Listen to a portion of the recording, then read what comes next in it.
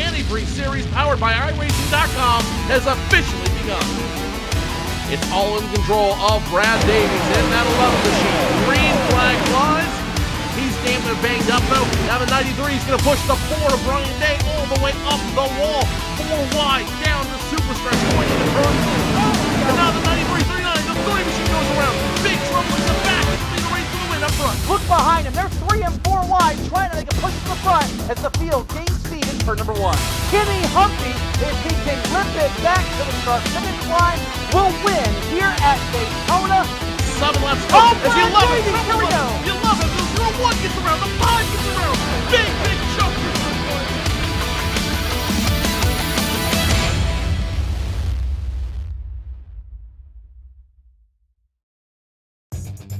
Simulated racing can be awesome, but it can also be kind of a free-for-all. Interestingly, auto racing faced the same problem in its earlier days. Whether it was on the back roads, the beaches, or the city streets, the racing was fun. But there was always a certain level of chaos and danger, until some folks came along and put some order to all of this. Stuff like official racetracks, regulations about weight and equipment, and enforcement of standards. That's what gave us high-speed excitement, fast-paced action, and photo finishes. That's when racing became racing. The guys over at iRacing.com have made the same transformation in the world of sim racing. Sure, they've got the most accurate tracks and realistic cars out there, but that's just the start. See, iRacing analyzes the performance and results of each driver in every race, so you can be sure you're always placed in races where the competition will be tight, and that those reckless drivers who ruin it for us all are kept in the pits. Not to mention that with over 45,000 active members already in their vast community, you can find races day and night, so you can always get in on the action. You can even join a league of your favorite series. And since updates are always automatic, you don't have to worry about software and can focus on the track. Zip up your fire suit and check out iRacing.com.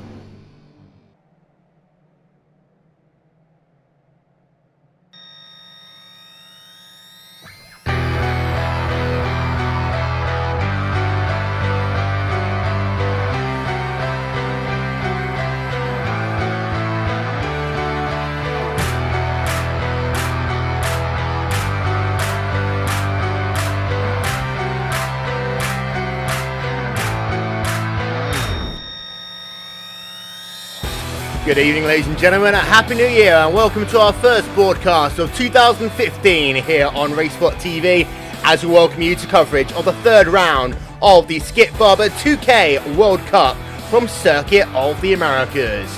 Wolverhampton along with Rachel Whiteford. Qualifying has just gotten itself underway. And, well, Rachel, this is the newest track in all of North America. It's a fun track. And today, drivers taking their Formula 2000 cars will have themselves a great evening's worth of racing. Oh, good evening, Will. It's a great start to 2015 here with the 2K Cup.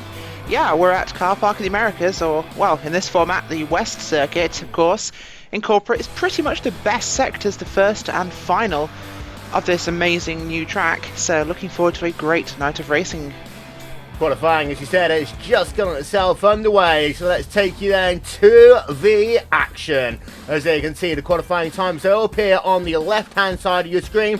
6.5 minutes left of qualifying. We haven't had yet anyone set themselves a time, but here you can see then Vincenius Rocker, who comes into this part of the championship 1 point behind Sebastian Job. We'll look at the championship standings in just a couple of moments' time. But Sebastian Job doesn't look as though he will be taking any part in today's race, Rachel. No, that's quite surprising really for him. He's always a contender, Will. So it should make things interesting up at the top. Of course, we know Graham Carroll, another of the UK drivers, will be in this race as well. So you might have less competition, it seems.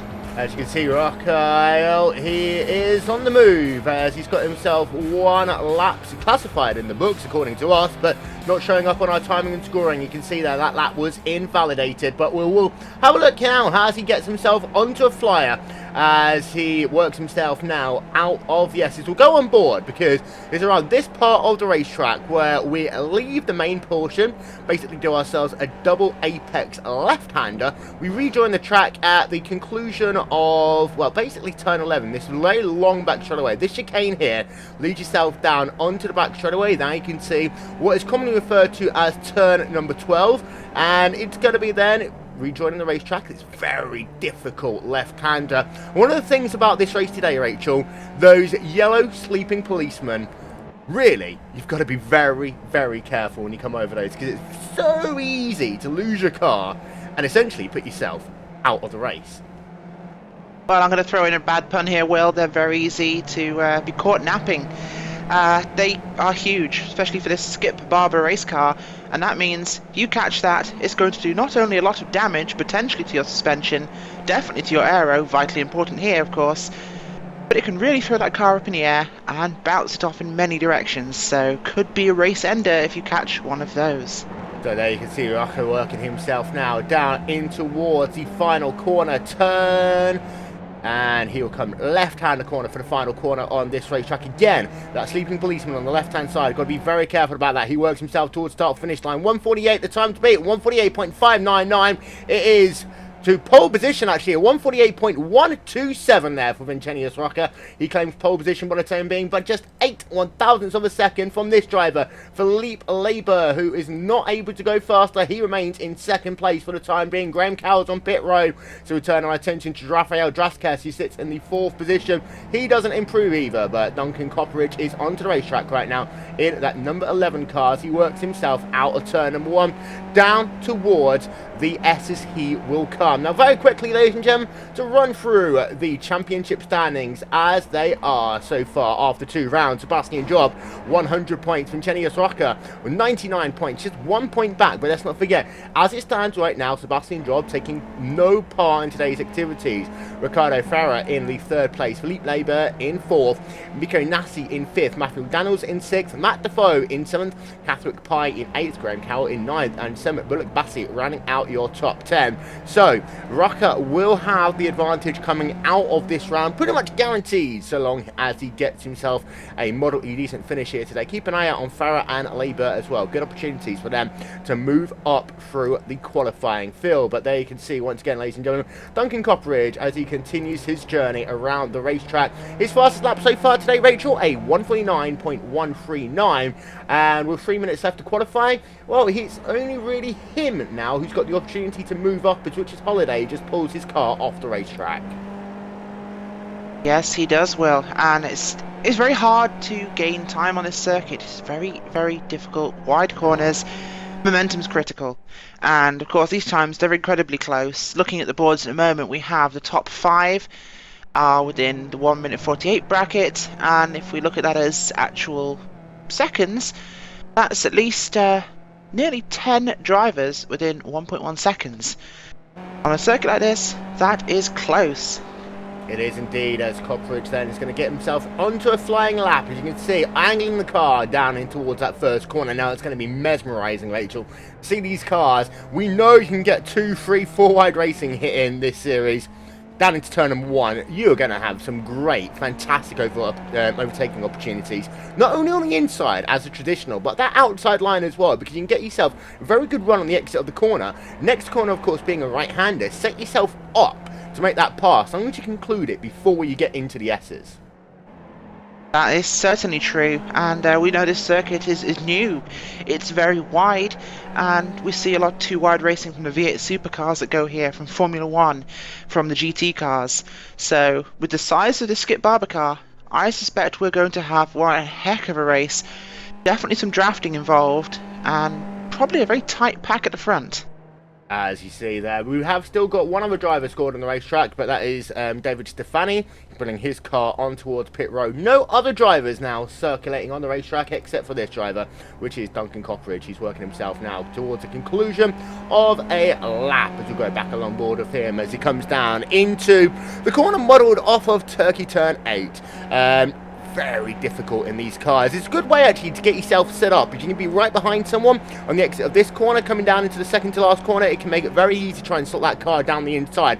Or, again, use this as a momentum builder for the last couple of corners. Copperidge a little bit loose oversteer, and he's actually going to bring that car on towards pit road. So that means that looks as though qualifying is going to be scored complete here today at Circuit of the Americas. So we are nearing the last 30 seconds. What we can do, though, is run you through your starting grid for tonight's event. and it will be Vincenius Rocker starting on pole position with a qualifying time of a 1:48.127. Philippe Laber in the second position, Graham Carroll in third, Richard Holiday in the fourth spot. Then P5 will be Rafael Draskas, P6 Fahim Atanides, P7 Duncan Copperidge, P8 Arlene Bonnet, then P9 Berka Bakachu, and P10 will be Catholic Pie. Off onto the second part of your grid, and it's Neil Kemp in 11th, David Stefani in P12, Brian Dole in P13, Antoine Benson in P14, Adrian Sardana in P15, and Matt Defoe in the 16th position, Clark Williams, Manuel Herzog, Paul Malakos, and Pete Newman rounding out your top 20. Small field here, Rachel, only 26 drivers. Of course, the last round of the championship, we had a caution at the start of the race. Very unusual, but first sequence of corners, it's always a potential here to have a bit of mayhem in the first sector of this race. Well, turn one, Will, of course, as everyone will know, is a climbing left-hander and a hairpin to boot. We know you can pass 2-3 wide at this corner. Going to make it very exciting. These cars, cold tyres, the first sector DS's, the switch across to the West Circuit. Very tough corners for cold tyres. It could well be a catastrophe in the making if these drivers are not on their game. There you can see then the number 44 car of Neil Kemp. We're just waiting for a couple of people now to get themselves onto the racetrack. As there you can see the rear part of your field. We'll move it back to the front though. And there you can see good qualifying here today by Philippe Laber in the number 3 car. As this race will get itself underway in just a couple of moments here on RaceSpotTV, as we wait for the last couple of drivers to make themselves ready to the starting grid.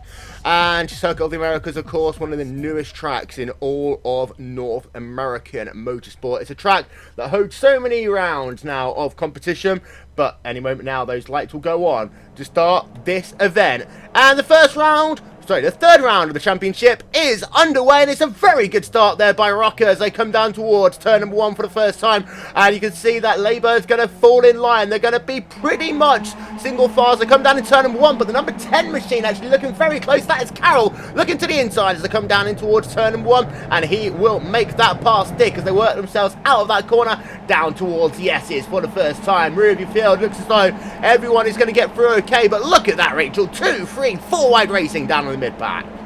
Well, it's what we expected, Will, and I'm very excited to see it. Of course, bit of a hilarious jink to that right there for Richard Holiday in that number 166 machine in the run to turn 1. Very risky, but avoiding some contact there. So early moves. He's got a great run now himself, actually, as he makes that move on. I believe that is the number 3 car there of Philippe Laber, who could well be going back in this field. Yeah, but Laber got himself a little bit loose and he got himself over that yellow curb there, and that is the yellow curb that we've been talking about. The sleeping policeman, as Laber's going to spin his car around there, somehow avoids a huge pile up, but there's contact behind him. That stacks the field up. They are 4 wide in the mid-pack, and I believe we've got further people involved in that. Holiday is falling down the pack, actually, just a little bit, and they're 3 wide in the mid-part of the field there. There you can see Duncan Copperidge and Alan Bonnet as well. Bonnet, we're right along board of him, right there in that carnage, and Laber's got himself some substantial damage, Rachel, all caused by him hitting that sleeping policeman. He is falling down the field right now.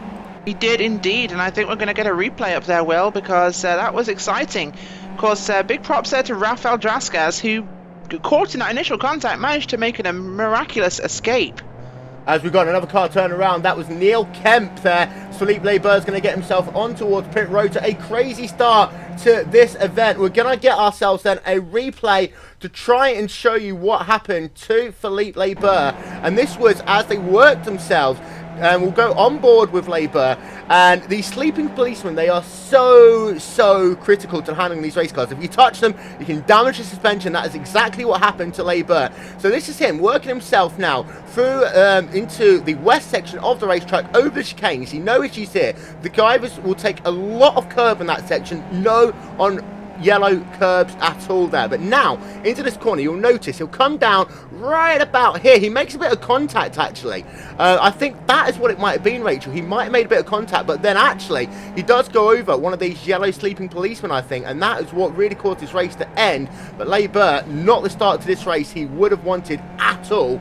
Out front, however, Rocker's got himself the early lead, and he's got himself an 8 tenths of a second advantage over Graham Carroll out front.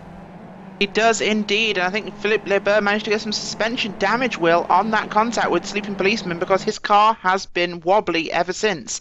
In fact, it was that wobbliness that created the second spin he actually experienced, and just really caused some trouble in the mid-pack as faster cars trying to get past his damaged vehicle. He brought that onto pit road. That could well be his day done. Yeah, having a look from the rear of Rafael Drasquez to Fahim Atanides, battling for P4, P5 in this race. Gap between them about a third of a second as we're working ourselves now on lap number 2 here at Circuit of the Americas. They'll come down towards the final corner. As you can actually see from Drasquez, the gap towards the front, it's about 8 tenths of a second right now as they come out of that final corner, working themselves towards the start-finish line once again. But Rocker, good start to this race. It didn't look as though he's going to be under a little bit of pressure at the start, but it does look as though he's got himself moving, and that gap now stands at 6 tenths of a second. Now, of course, Rachel, pit stops will be critical here. When you come into pit road, we have seen all season long, it can be a huge decision maker. So you've got to be careful with strategy, but also you've got to be close. As you can see, actually, Atanides having a bit of a battle right now with that number 16 cars to work himself into the S's. That is Rafael Drasquez, who is going to sweep past as they come down into the S's. Yeah, brilliant pass there from Fahim Antonides. He's a regular competitor against Rafael Drasquez in the UK series, so those two drivers knowing each other very, very well, Will. And up front, another UK driver, Graham Carroll, he's hunting down Rocker at the moment. That gap was standing at 0.8 seconds at the line, now a little closer, and I think with pit stops obviously going to be a factor. If Carroll can catch him before the cycle, get past and make a gap, this could well be his to lose, and Rocker will be put on the back foot leading at this stage. Checking in with a battle for P9 on the racetrack, that is between Stefani and Betson, as you can see from the rear then of Stefani as they work themselves now out of the midsection of this racetrack in. Betson getting very close to the rear actually as they work themselves now down towards that triple apex right-hander. So it's modelled off of Turkey turn 8 right along board then with Stefani. He's actually been able to put a gap now of about half a second, but it's so difficult this corner in these cars. You watch both GT cars and also, you know, the highest speed Formula cars. They take that corner pretty easily. In these low speed Formula 2000 cars, Rachel, it's a lot more difficult because really there is no aerodynamic grip on these cars, which is one thing that you actually kind of need at this racetrack. It is indeed. And one of the defining factors of this car and other in the iRacing series is the spec racer Ford.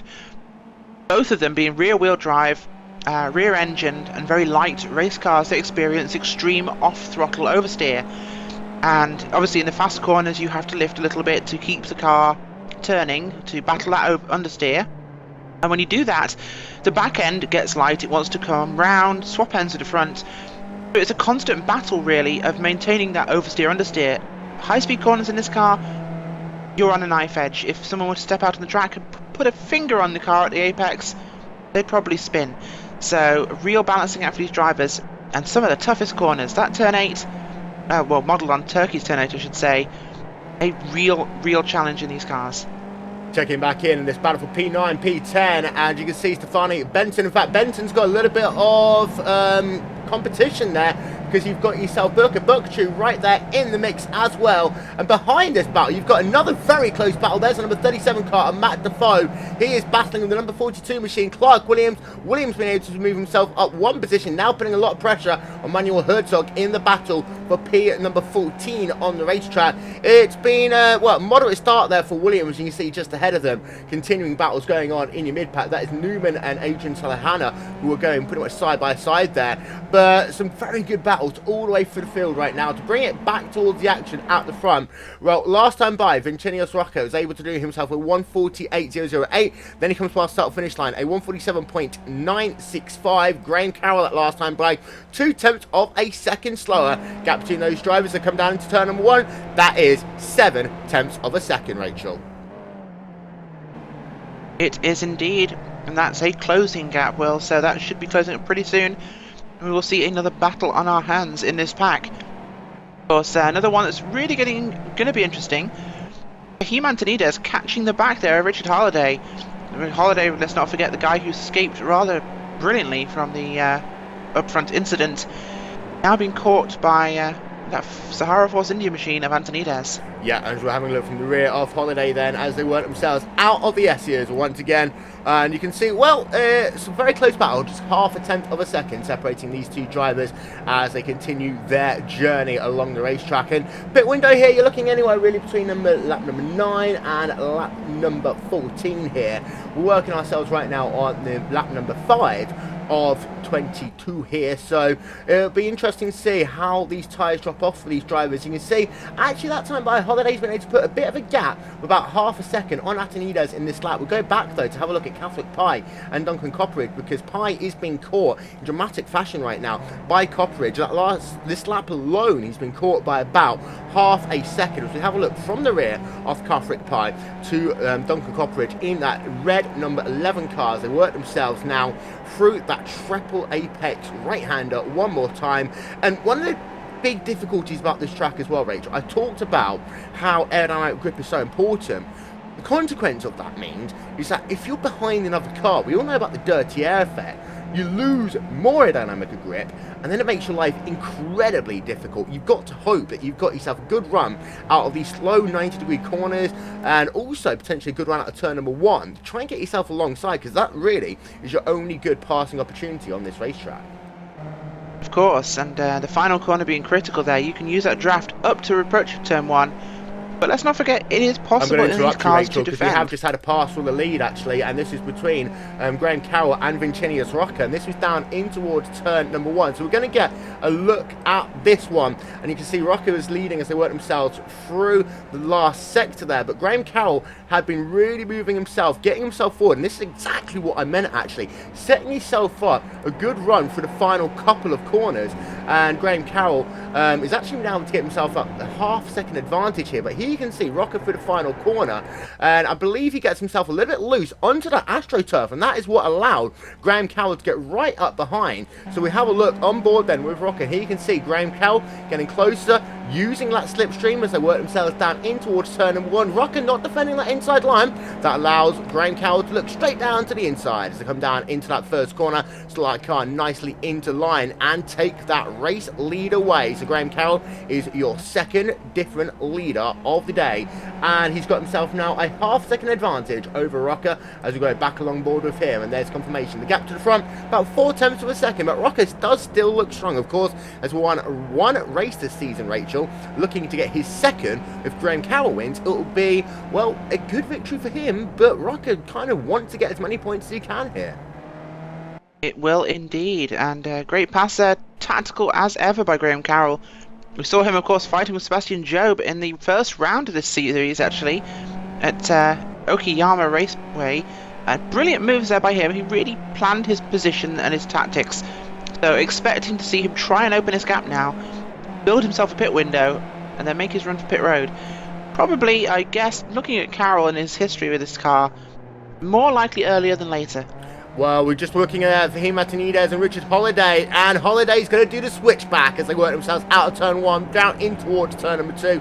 Beautiful pass there by Antonides into turn 1, but Holiday had everything for him, was able to do that switchback, and Antonides, even though he's a little bit further back now, it's right on the turn and get another big clump there of that yellow curb from that number 166 car. We're going to get ourselves a replay then of what happened with Antonides. This is down in towards turn 1. You can see himself getting himself the inside line, but then just look at Holiday, who's able to get a perfect run out the corner as Atenides just pushing a little bit wide, and that allowed Richard Holiday to draw back in front as it worked out the corner. But just look, as we go on board with Holiday, how much of that yellow curb he takes. Not now, it'll be this third sleeping policeman curb here, right over it, getting two wheels on the air. And these cars are very light as well, so you've got to remember that a hit at these sort of speeds will really push that car into the air, but Holiday is able to hold on. He's now got himself a 6/7 of a second advantage over Atenides as they complete another lap. Let's go back though, Rachel, to P6, P7, Catholic Pie and Duncan Copperidge, because these two have been separated by about half a second for the last 3 laps or so now, but it does look as though that Copperidge isn't able to do anything over the Catholic Pie. No, Catholic Pie has really had a good flow so far in the race today. 7 laps, he's managed to keep that car in a really good shape. He's never seemed out of orders. Duncan Carpage, don't have to really push now to try and get past him, but as I said earlier with Carroll and Rocker, it's going to be critical for drivers to make early passes before the pit stop, because if you can build a lead, you can save a second, half a second in the pit stop, you can be a little more cautious. You can make sure you make no mistakes. Make sure you do not speed. These cars, of course, will. No pit limiters, and it's a very long pit road. Raheem Atenides is able to get himself then back ahead of Richard Holiday. We saw at that time he was able to make that move stick down in towards that first corner. So what he didn't do last time, Bri, he was able to execute perfectly. We'll get another replay as we'll ride along board with him down in towards turn number 1. Nice inside line. He doesn't push out like he did the last time. That allowed him to take the tight line into the corner. He was able to push out on the exit but not go over that AstroTurbo. And that time by Holiday, you see he did look to the outside of turn number 2, which would have given him the inside advantage in towards turn 3, but Atenides was able to hold on, and he now scored in the 3rd position on the racetrack. Back out front, Graham Carroll, he was able to get himself the race lead. He's now led 2 laps, about to lead his 3rd of the day, and he's been able to get himself about a 7/10 of a second advantage over Vincenius Rocker. That gap has remained stable, but we do know that Rocker is very good in the middle stage of this event, very good at preserving his tyres, also very good when it comes to pit stops itself. So I don't expect him to be too worried right now, Rachel, because realistically all he needs to do is hang on, and being behind Graham Carroll actually, it would allow him to dictate his own strategy more. If he wants to dart into pit road a little bit early, well, he can do, and where he is right now, we do know that Rocky is very good at anticipating that pit game. Yeah, and it's always a great position to be in as the race leader. You are on the back foot of sorts, because you have to make the call, whereas if you are second, you're allowed to react to the leader. You can follow them into the pits, you can go another lap or 2, try and extend the gap. You could even dive before them if you wish, but leading, you have to guess, and it puts a lot of pressure on that driver to drive in the mirrors, not out the front of the car. You can see the 164 car of Adrian Salendana, and you've also got Clark Williams, and right behind is Burkabachu. There you can see then, we'll have a look, it is about 3/10 of a second as we ride along board then with Williams to Saldana ahead of him on the racetrack. We'll cycle that camera around as well, and there you can see the gap behind is about 6/10 of a second to Burkabachu, who currently scored in the 13th position on the racetrack. Very close battles, but we've got ourselves some distinct packs right now. A lot more single file racing than what we've seen so far this season. Again, that is partially the nature of this racetrack. And having a look down the field, we've only got ourselves 1 retiree, that is Kevin Wilman. We talked about earlier, Neil Kemp, he had himself some issues, but he's back out onto the racetrack. Scored, however, down in the 44th position, and well, he's about a minute 40, almost 100 seconds now behind your race leader. So not a good day there for Neil Kemp. And also to give you an update, there you can see is Philippe Leber, and he's also struggling a little bit here today, and he is classified, well, just over a minute behind your race leader, and still struggling for pace a little bit. 1 minute 48.103 that last time by. Vincenius Rocker looking very close though to come back down in towards turn number 1. Will he try and dance it down to the inside? He's got himself a very good run. Willie, well, you can see Carroll just moved to the centre of the racetrack there, Rachel. Wasn't a block of sorts, it was that, what I like to call Indy 500 positioning. don't take all of the inside line, but make it that if they do want to go to the inside, they're going to have to take a very tight radii into that first corner. Rocco deciding that he didn't need to do so at this stage of the race. We've still got ourselves 13 laps to go, and he decided, well, I'll just get back into line and just carry on stalking for another couple of laps. That's it, Will, and you are controlling the road. It's a very Indy thing to do, and you see it a lot from drivers who do race IndyCar on the ovals, but you give them an option, you give them the inside line they want. But you make it so tight that, as you say, you control them and you can just drive around the outside with your greater momentum. But it does often look very attractive to those guys, and it's more likely to keep them behind you. We see it a lot at Indianapolis, and we see it a lot at places like Pocono. It's very effective here in the Skip Barber race car. At our first couple of pit stops then of the day, they can see Pete Newman coming out of pit road, and behind you've got Paul Malukas making his first pit stop of the day. So drivers who have made a pit stop, they are Catholic Pie, Pete Newman, Felipe Burr, of course, has made a pit stop, and also Joey Miller just coming out of pit road now as he comes back out onto the racetrack. Now, a very important factor of this event, Rachel, is exiting pit road. A bit like Pocono turn number 1, you just talked about it. One of the difficult things is when you come back out onto the racetrack there, basically you end up on the inside of that first corner. So you've got to be very careful to make sure that you don't really get run over by drivers around you. Yeah, and it's very easy for that to happen, especially in that sector of the racetrack. You've got to be so aware to not allow that to occur, but it's also important to keep that momentum up, gain the momentum to get back into the race and not to get caught. Running on board then with Ingenious Rocker, as you can see, getting close to the halfway distance of today's event, and well, the gap is about a quarter of a second right now as they come down to this. He's actually right along board with Rocker, and you can tell the steering inputs that he's having to do, kind of heavy on that race car with the dirty air, but now he'll come out of the S's into this double apex left-hander, and of all the parts of this racetrack, Rachel, this chicane right here is the only part of the racetrack where you can really abuse those curbs. Yeah, certainly. It being a chicane, it's often vital to do that just to open up the circuit, but the curbs are lower. It makes it possible, but as we saw earlier, this is one of the places that upset Philippe Leber and began that chain reaction of corners that saw to his retirement. Barker back true, making his pit stop 14.9 seconds as he works himself back out onto the racetrack. So he'll be back out of the way then, making his one and only stop for the day. So that pit window is now definitely open as we get closer to halfway distance. Of course, we'll keep an eye out to see where your race leaders are, of course, as well. And, well, Bakchu comes out into the 19th position for the time being, and then you can see Philippe Leber right behind him. Of course, Leber will have to make another stop in this race due to the fact that he pitted at the conclusion of lap number 1. He will not have enough fuel to go to the end of today's event. Richard Holiday is still battling with Fahim Atinides in the battle for P3 on the racetrack. There you can see as they work themselves now down into final corner. Holiday gave himself a very good run actually, as Atinides a little bit wide on the exit of the second to last corner, and you can see Holiday now sizing that car up as they come down on towards the front straightaway. Will he try and make a run? The gap is just about 0.2 of a second as they work themselves up the hill. You can brake so late down into this first corner, and will Holiday repay the favour from a couple of laps to go? He will look down to the inside as they come down into contact as they come down in towards turn number 1. Atinides pretty much turned into him there, Rachel. Well, I didn't catch that bit of action on track, Will, but I'm having a look back now. Yeah, running into turn 1, Holiday makes a real move to the inside there, and I don't think it's something that Fahim was expecting. It seems that their back wheels actually make early contact before the turn-in, and it just upsets him at that point. So perhaps pushing a bit wider than he thought he had room there in Holiday's case.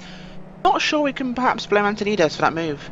Yeah, and you saw a replay of it there, very close. It does look as though that those drivers were able to get through without any incident, and Oliver Prosson is now scored on pit road, making his first stop of the day.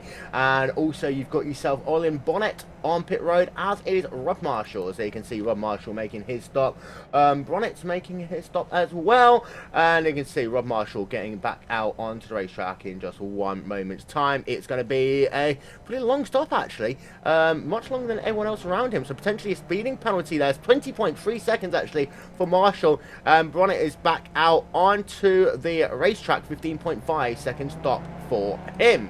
now back out front. There you can see Vincenius Rocker. There you can see the gap to the race lead. It's just about 4 tenths of a second, but a much better run actually that time by for Rocker as they work themselves back down towards turn 1. That gap is a lot closer than it was previously. Now, will he try and make that move down into turn 1? This is as close as he has ever been as they work themselves down into that first corner one more time. Rocker on the inside, Carroll on the outside, and it will be Rocker taking that race lead away. But here comes Carroll on the counter attack as they come out of that first corner. He'll have the outside line to turn number 2, but if he can hold it here, he'll have the inside line down into turn 3, side-by-side racing, and it will be Graham Carroll who will retain the race lead away. Good situational awareness there by Graham Carroll, able to stay ahead of Rocker. There you can see him right along board now. Is Vincenius Rocker, but good job there by both of those drivers. First of all, Rocker from getting that move down on the inside, but very good run there by Carroll by remembering that turn 2, even though it was on the outside, will lead to him being on the inside for the third corner.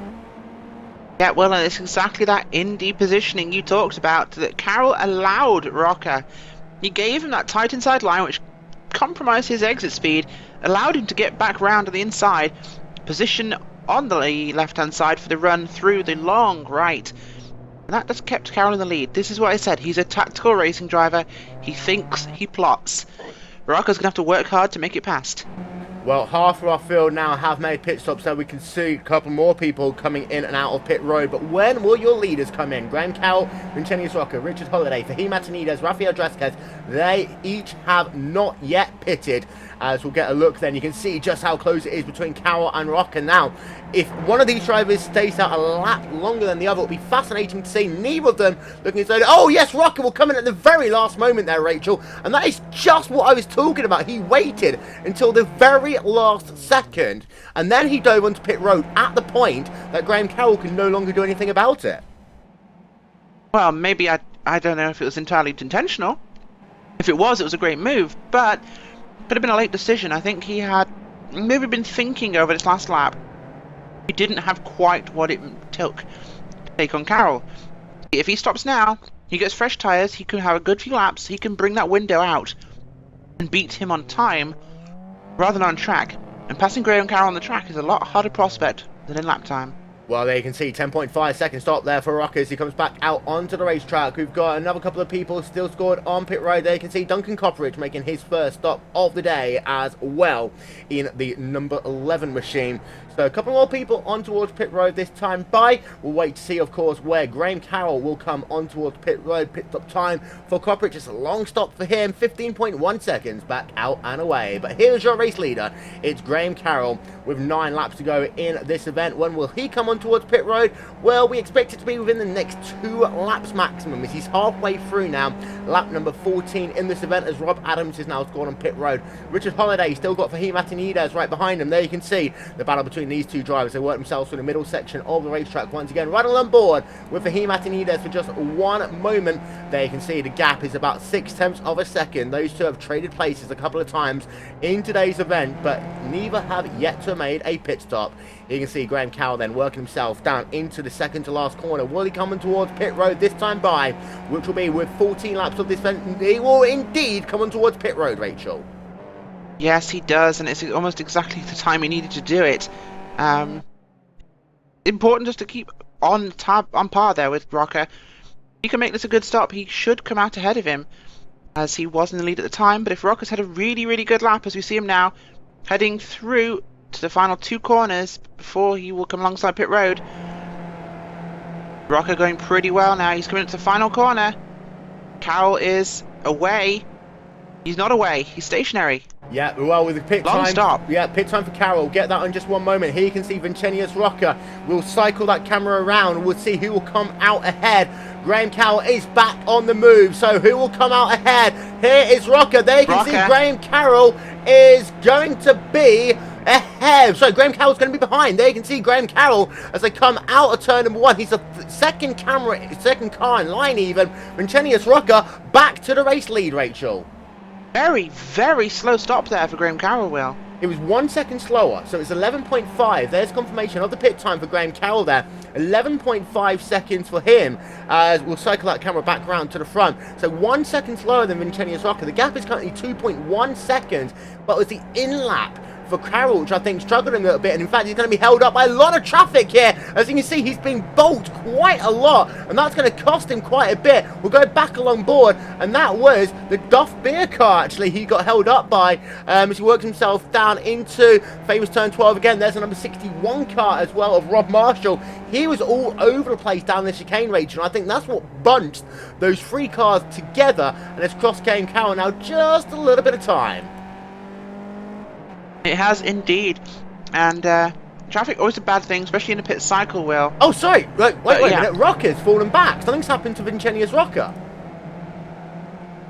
We'll get ourselves a replay of this one, so we'll try and figure out what's happened to Rocker. We'll go on board with him then, because he was leading. Something must have happened to him at the S's. Maybe this was the reason he might have gone off track. So something happened to Rocker away from our screen that we didn't catch the first time. But Rocker is down into P2. Here you can see him is clearly leading at this point, coming down into the chicane. Now you notice that slow car. Oh, Rocker, I think he might have got himself a slow down penalty actually, because of that avoiding car. You can see he was very slow there, and that allowed Graham Carroll to get on the inside. So it was that slow car we talked about that bunched that entire pack up, Rachel. What it did for Rocker is it possibly cost him the race, because he's now 2 seconds behind Graham Carroll, and well, that was all because of the fact that number 61 car of Rob Marshall got himself all over the place down at chicane, which they're coming into now on our replay.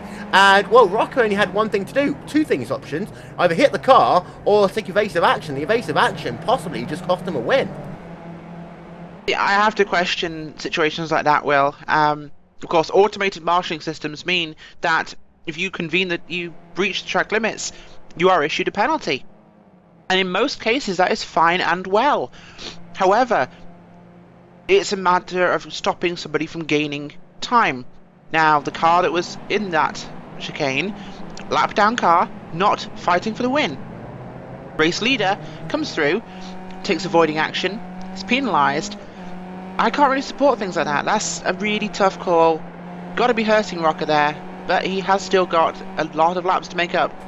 We have on the clock still 8 laps. Only 2.1 seconds, Will. He can do it.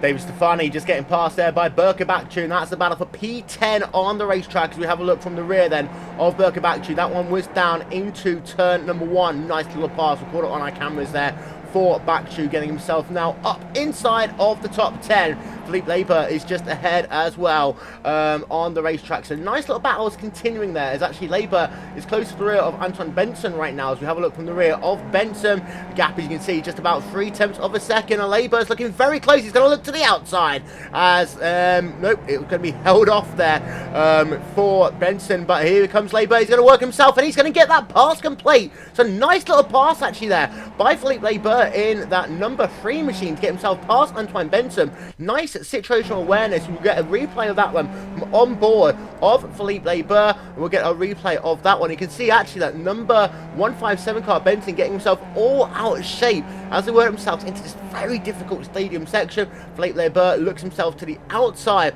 and in the exit of that corner, the 157 car just pushing wide. That allowed Philippe Labour to take the position as they work themselves down into that triple apex right-hander. But to go back to the battle out front, there you can see Vincenius Rocker, and there you can see the gap. It's 1.5 seconds. Last time by, it was a 147.8 for Rocker, a 148.1 for Graham Carroll.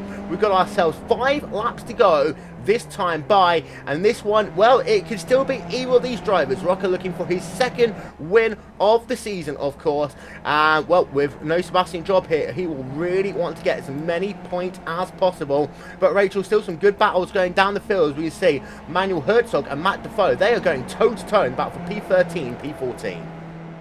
They are indeed. It may be further down the field, but as every racing driver knows, it's a victory when you beat that guy you've been racing all day. And Herzog and Defoe going at it toe-to-toe. Bit of a gap right now, although Saldana is also getting involved in that one. Adrian Saldana in the 164. I just want to point out, Will, brilliant recovery currently from Philippe Labour. He's recovered up to 8th position. He has made his pit stop. No, he hasn't. That's the one he made on lap. Oh, he has actually. Yeah, he's made 2 stops now. So yes, he does. Up into P8. So impressive, actually, I have to say, for Labour. And well, he wouldn't potentially have been able to take any fuel on that first stop. So he just got himself some repairs done, but indeed he's up into P8, so very good recovery by him. It is indeed. In fact, it made a stop there on lap 9, which is early in our window, but it is within the window to finish this race, so he can go to the end from here. Well, there you can see confirmation currently scored in P8 on the racetrack with 5 laps, and well, less than 5 laps to go. Here is Graham Carroll, and here's the gap between himself and Vincentius Rocca. And there you can see the last lap times, and it was Rocca faster by 4 tenths of a second. Now, it's all good and dandy at this point. It's going to be when Rocca gets into that dirty air in probably a lap, 2 laps time, that, well, really, the gap's going to stop shrinking, and Rocca's really going to have to push. But if he's overworking his tyres now, then he won't have anything when he gets up to the rear of Graham Carroll, and he is all over the racetrack, taking every apex like it's a qualifying lap right now, Rachel. Yeah, he's throwing everything at that car and everything at this track to try and catch up to Carroll. He's got a bullseye fixed on the back of Carroll's gearbox, and he is wheeling him in.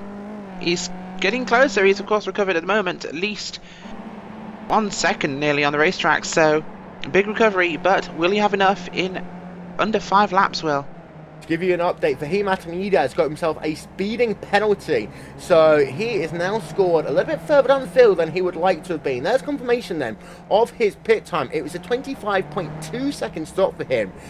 Speeding penalty for Atanides, which means he's now down in the 7th position on the racetrack, just working himself past a little bit of lap traffic. That is the number 49 car of Joey Miller, who of course was right there in the action a little bit earlier on when we saw the issues with Graham Carroll and Vincentius Rocca working themselves past lap traffic a little bit early on in today's event. And that means that Richard Holliday is now clearly in the 3rd place with a 3.5 second advantage over Rafael Draskas in that battle for the final step on the podium. However, for Holliday, well, he's really now got himself 15 seconds now to Rocca, so it doesn't look as though he'll be able to progress any further in the field. Rocca did break that 1 second window a couple of moments ago, so we're right on board with him. Here is the gap to the lead. We'll put it up on your screen once again. It's 1.2 seconds as they work themselves through the chicane, and actually Rocca's very good for the chicane. He's being very aggressive, but that gap, he can't get it much lower than 1 second at the moment, Rachel.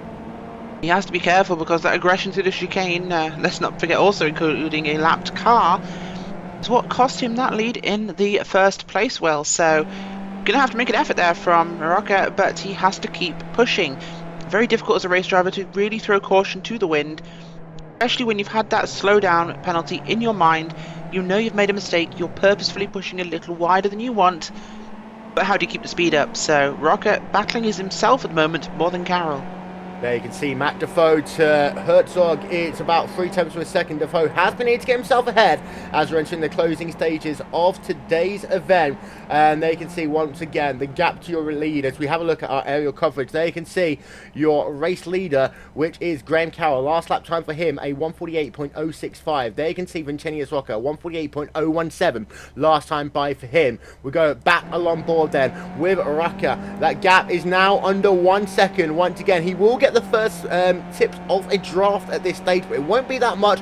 1:47.6 last time by for Rocca. That's his fastest lap of the race so far today. And so he is pushing, gap under 1 second, 3 laps to go. It's game on, Rachel. Yeah, it is. This now do or die time, Will. Those cars and those drivers know it's time to make the passes you can. Draskas, one of our few, sat in lots of open air. He's not going to be doing anything at the moment. Rocca and Carroll, an ongoing fight as that gap closes ever more. The gap now definitely under 1 second. Big fight so, looking at Joel and Coppedge. Antonides, again, on his own. Lieber on his own. Not going to probably improve on 8th place. But definitely Defoe and Herzog are in a fight at the moment. They are all over each other. Herzog wants that 13th place. There you can see the gap is now down to less than 2/3 of a second. 6 tenths of a second with 2.5 laps to go. Back on board then with Rocca. You can see the gap is coming down corner by corner by corner. Has Rocca used too much of his tyres? You can see him taking a very aggressive line actually there. Trying to upset Graham Carroll. Trying to push him into a mistake. There'll be 2 laps to go this time by. That gap, just one moment, went under half a second. It is under half a second. Now the draft will come into play as well. All Rocca needs to do is get himself within 2 tenths of a second out of the final corner, and he'll have the opportunity to be alongside as they come down in towards turn number 1. So this battle, we thought it was all over with this slowdown penalty for Vincenzo Rocca, but it is back on as they've got themselves 2 laps to go, this time by, what is the gap out the final corner? Well, it's a little bit too far. 4 tenths of a second for Rocca. He won't be close enough to make the pass. There is lap traffic that will come into play as well, potentially, on the final lap of this race. And that could be very interesting. As we go back on board, he's going to try and make a very late move, just upsetting there. Graham Carroll just poking his nose down to the inside. It's a very GT-esque move there that Rocca is doing, putting that pressure. You can see there will be lap traffic coming into play. And I've got a very bad feeling, actually, that is Joey Miller. No, it's not. I take that one back. But I've got a very bad feeling it's one of the same cars we saw earlier on. There you can see your mid-pack, and very quickly Duncan Copperidge, we can still see, is battling hard with Ryan Dowell. The gap between those 2 drivers is 2/3 of a second as they've got themselves 2 laps to go in this event. But Rachel, plenty of battles into this final lap that we've been talking about, but the big one is this one out front. Is that lap traffic? That is the number 23 car of Rob Adams going to come into play here. Rob Adams, I think if he knows what's best for him at the moment, will be jumping out of the way there. He's the last car on the lead lap. He wants to stay there, of course. But is it worth interrupting the battle for the lead? A slight hesitation, as we'll see. He gets well out of the way, Will. Doesn't want to have any part in this. And that's probably left Vincenzo Rocca cursing in his cockpit. He wanted to use him as a pick. He's not going to have that option. Can Carroll hold him off? That's the thing. Well, actually, not necessarily, because of the fact that had they have stayed where they were out of the final corner, then Carroll actually would have got himself a draft all the way up that front stretch. We know the front stretch is the best place to make a pass. There you can see the gap then. As we look from the rear of Carroll, there will be the white flag this time by. The gap it is 3.5 tenths of a second. This is a good corner for Rocca. This could be the pass for the race. They work themselves then out of the final corner. We'll go along board with Rocca. Does he have anything for Carroll? He gets himself a good run. Here you can see defense already for Carroll as they'll get the white flag this time by. 1 more lap to go. Rocca isn't quite close enough, and Graham Carroll is doing everything he can to break that draft. Rocca's going to look down to the inside anyways. They come down in towards turn number 1. He's going to put the car on the inside. He'll try and find a gap, but Rocca not able to hold on. But will he get a good run through turn 2? No, he won't be able to do the cutback either. Side by side almost, Rachel, but Graham Carroll's able to hold on. But here comes Rocca once again, and again he has to get back into line. I think he needs to take a breath, Will. Yeah, Graham, here he goes. Rocca's coming all over the back of the gearbox there of Graham Carroll. Brilliant move there. Carroll, of course, taking that Indy line we mentioned, giving him an inside, but too tight an inside to make it work. He shuts the door on him, of course. He's back to the chicane. Carroll ekes out that lead a little bit more, little bit of distance. Bit slower exit there for Rocca. He won't be able to close it down now on the run into the hairpin. Of course, we know Rocca's really good in those slow corners. This is his sector, Will. This could be a tight finish. Final corner's a slow one. It's all on Vincenzo Rocca. So then we've got ourselves less than half a lap to go, and it was the comeback of all comebacks from Rocca. You can see he's all over the way. He does mess up though that corner, and we know that momentum's such an important part. He's now half a second back with about 5 corners left to go. I don't think he has enough. We'll go back on board then with Rocca. Carroll sliding a little bit as they work themselves down into the second to last corner. Rocca will need to do a huge dive. I don't think it'll be enough. I think Graham Carroll will have enough just to hold on. 2 corners to go, 1 corner to go. They work themselves now down towards that final corner for the final time. Rocca's going to try and look down to the inside. It won't be close enough. He's broken Graham his own Carroll momentum. will just about, and I mean just about, claim victory here today. Graham Carroll wins. Vincenzo Rocca will come home in 2nd place, but it was a good battle. But Rocca will be fuming over the fact that lap traffic ruined his chance of victory, Rachel. Well, I'm not entirely sure who still would have won. Of course, Carroll had a stellar race, Will. Completely flawless run. Awesome run there. Rocca recovery drive of the race, definitely.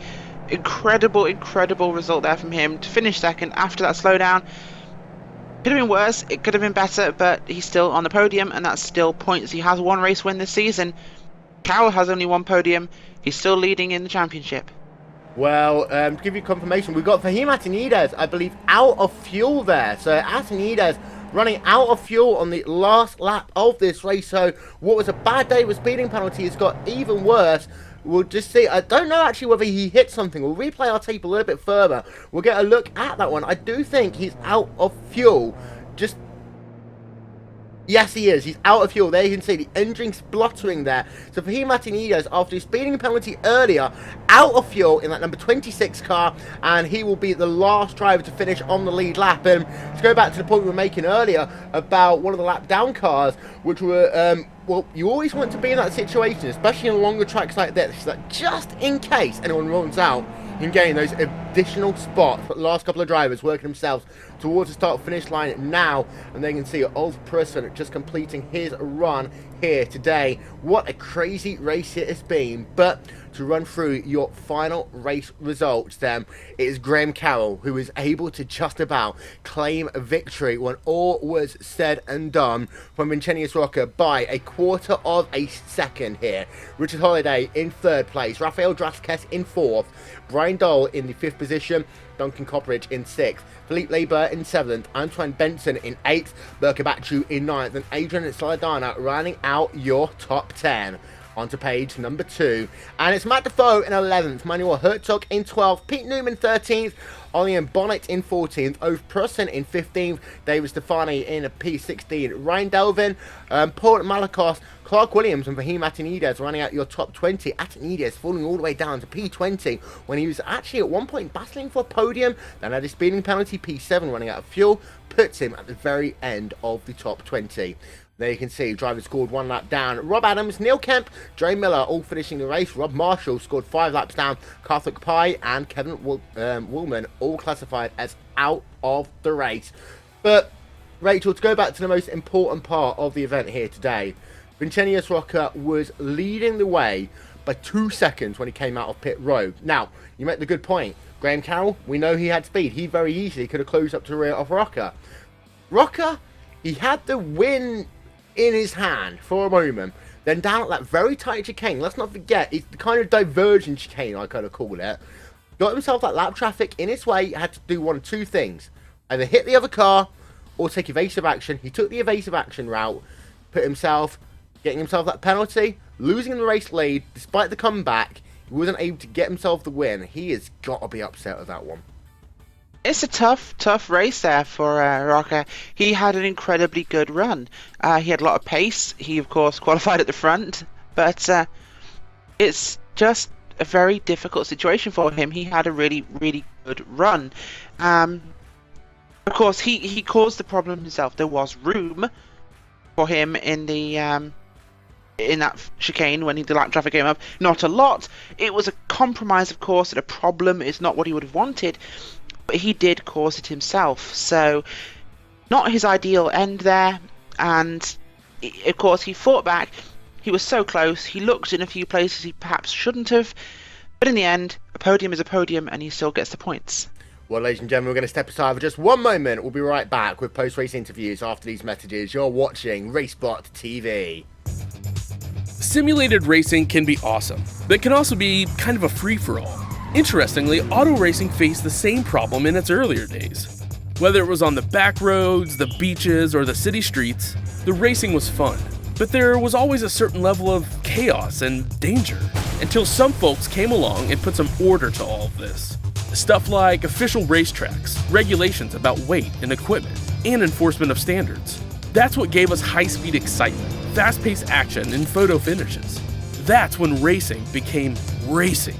The guys over at iRacing.com have made the same transformation in the world of sim racing. Sure, they've got the most accurate tracks and realistic cars out there, but that's just the start.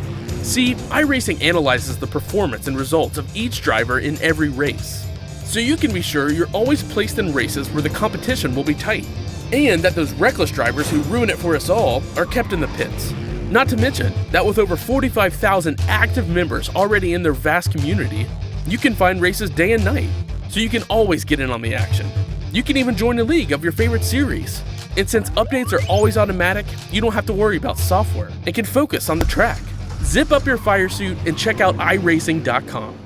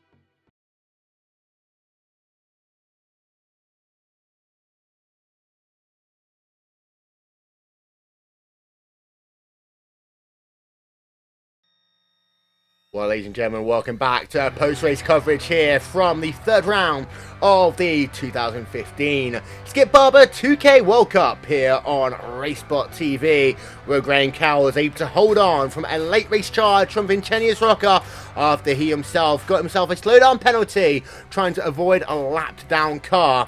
So the win goes to Graham Cowell, but Rocca will overtake and take the overall championship lead due to the fact that Sebastian Job not taking any part in today's racing activities. Got a couple of interviews very quickly then, and we will start with Philippe Laber, who qualified high in this race and had a drive back of all proportions. Now, Philippe, before we go any further, take us through that incident that happened on lap number 1.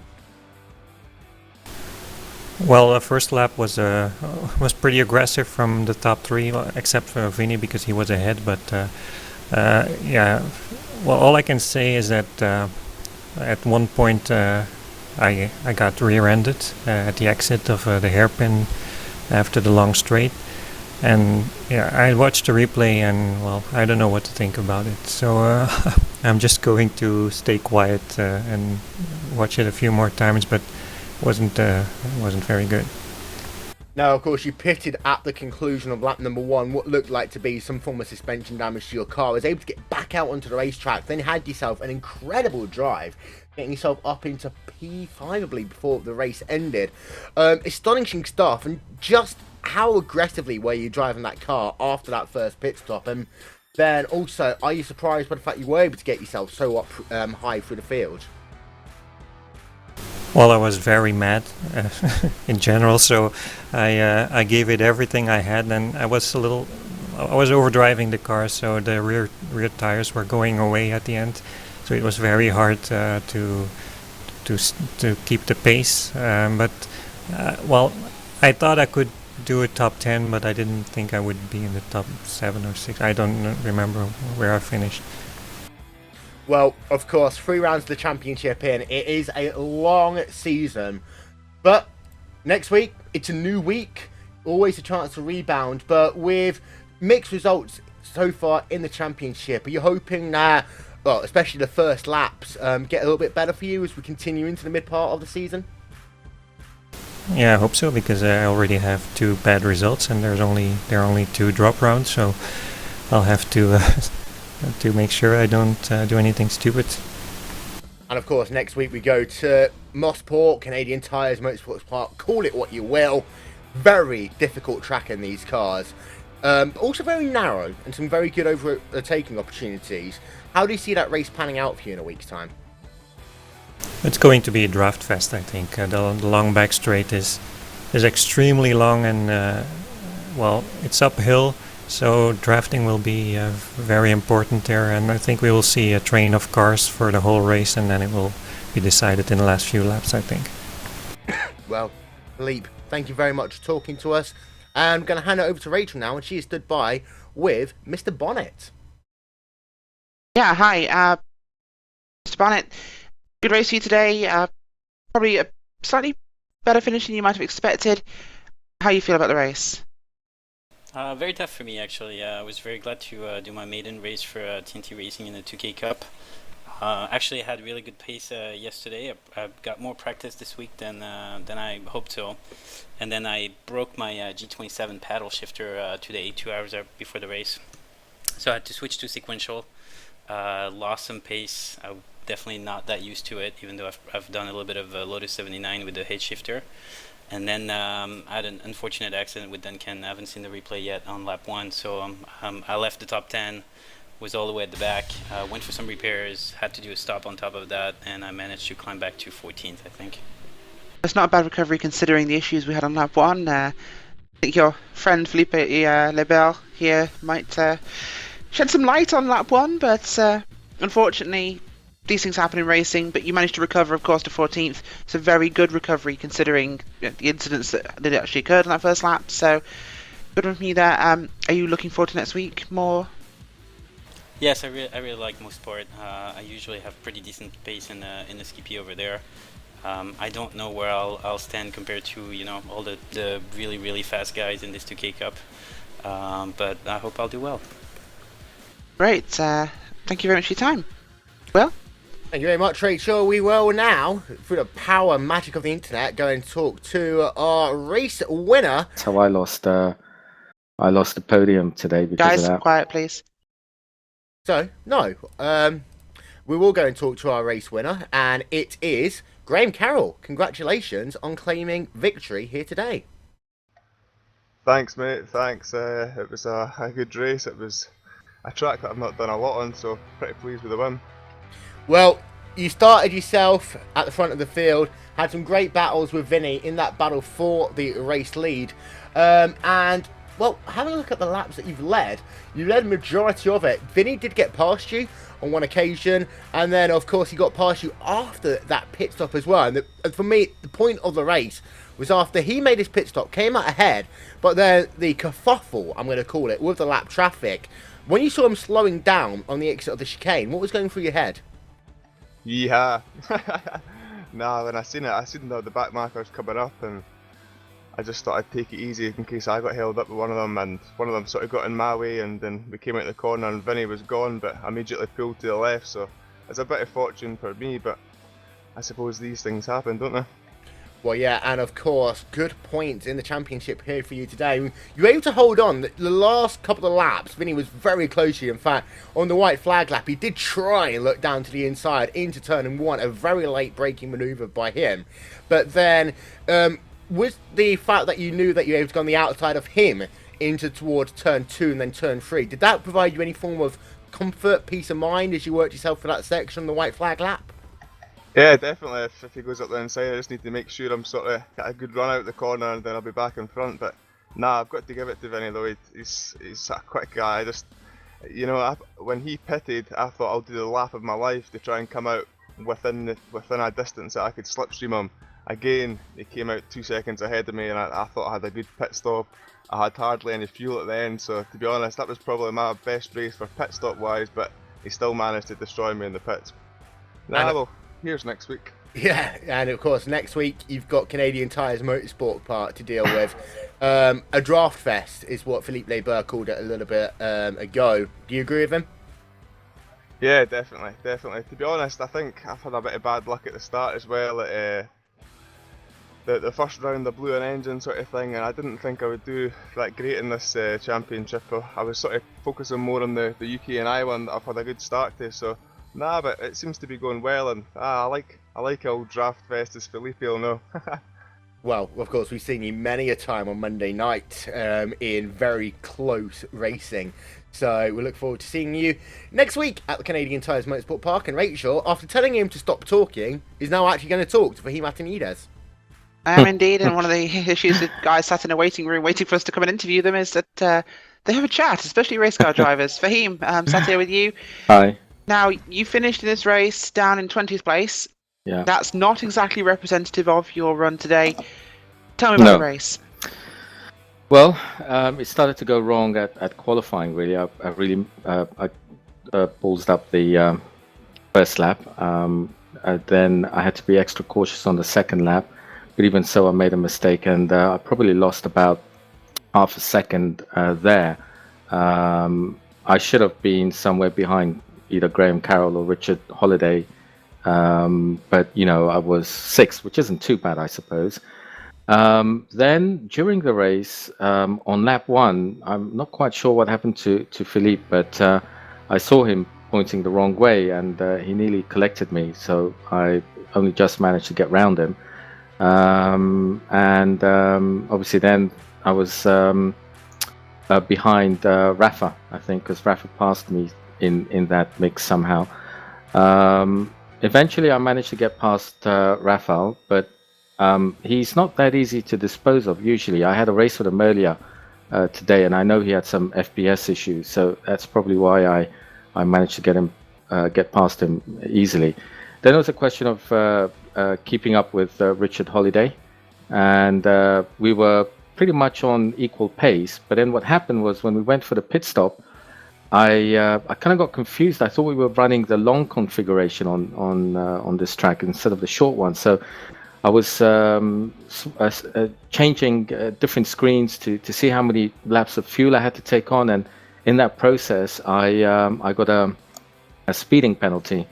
So I took on the fuel, which happened to be half a lap short of what I needed, but I had to sit in there and take a 10-second penalty for speeding in the pits, and the rest was downhill from there.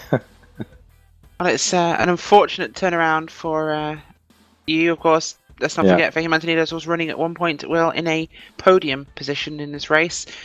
Guy's got a lot of speed, and unfortunately caught out by technical issues and Car Park of the Americas. Let's put it that way. Thank you for your time, Fahim. Thank you. Take care. Bye. Bye-bye, and of course, next week we do it all over again as we head ourselves to the Canadian Tires Motorsport Park for the 4th round of the championship. Now, Rachel, you and I do love a good old draft fest, and that is what we're going to see in at least the second part of the lap. The first part, some very fast, high-speed corners. Turn 2 is very slippery, and it's a turn that I think will catch a lot of drivers out. But then, as soon as you head yourself up a Moss corner, down the Marion Dre straight away, and those final 3 corners, we're going to see some two-wide racing. And this is one race that won't necessarily be decided on the final corner. It will decide on who gets a better run out the final corner towards the start-finish line. It will, for sure. And as we know, as long as they can keep turn 5 clean, and perhaps nobody goes for a gap that doesn't exist, this will be a brilliant race. Drafty, of course, and draftier than a wind farm in the Outer Hebrides, but still an amazing circuit, amazing racing, and perfect for the Skip Barber car. Well, that will be next week, ladies and gentlemen, on RaceSpotTV. This has been a RaceSpotTV presentation of the 3rd round of the Skip Barber 2K Cup here on RaceSpotTV. From myself, Will Vinson, and Rachel Whiteford, we'll talk to you all next time. Bye-bye.